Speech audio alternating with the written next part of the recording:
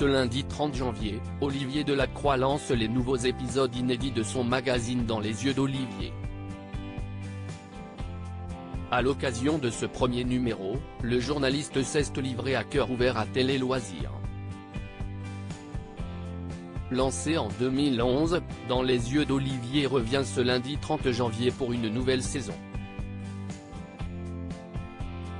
Incarné par Olivier Delacroix, le magazine de France 2 propose pour la première fois des témoignages de personnalités.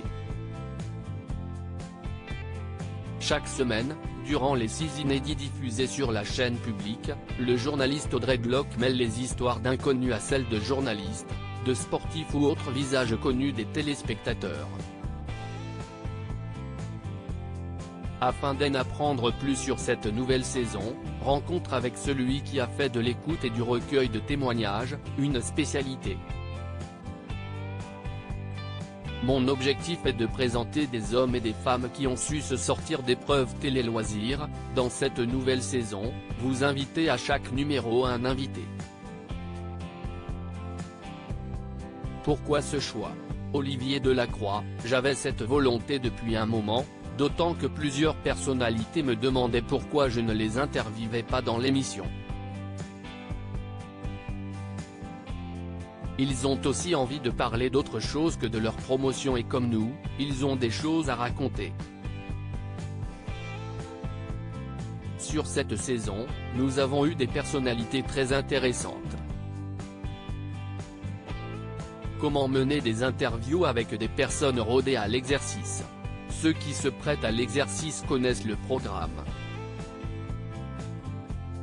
Ils savent que je ne vais pas les mettre dans les cordes. Mon objectif est de présenter des hommes et des femmes qui ont su se sortir d'épreuves qu'ils pensaient ne pas pouvoir surmonter. Comment faire passer votre message sans tomber dans le pathos? Au début de chaque tournage, j'informe les témoins que nous passons 2 jours intenses et qu'un lien se crée rapidement, en quelques heures. Il est important qu'ils puissent me dire si une question les gêne, ils doivent se sentir à l'aise.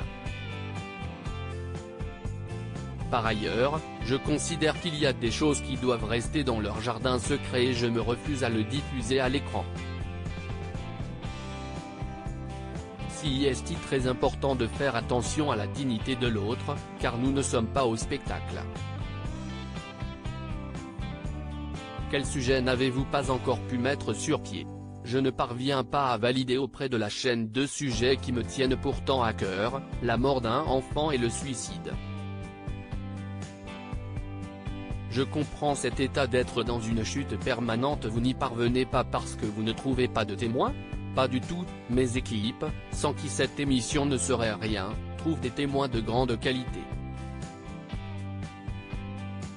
Si ces émissions n'ont pas pu être montées car France Télévisions ne les a pas prises lorsque nous leur avons proposé, je comprends leur réaction, car ils sont durs. Mais j'y arriverai. Ces 2 sujets me touchent et je suis certain que cela fera des films formidables. Comment vous préparez-vous à entendre des histoires aussi difficiles? Dans ces films, un lien fort s'établit entre les interviewés et moi. Ils se renseignent avant et savent que je les comprends. Le fait que la vie ne m'a pas épargné en épreuves très lourdes, fait que je comprends cet état d'être dans une chute permanente sans possibilité de se raccrocher. Je l'ai vécu. Je sais. En revanche, vous dire que je ne ramène rien à la maison quand le tournage est fini serait mentir. À lire aussi Dans les yeux d'Olivier, France 2, 5 choses que vous ne saviez, peut-être, pas sur Olivier Delacroix.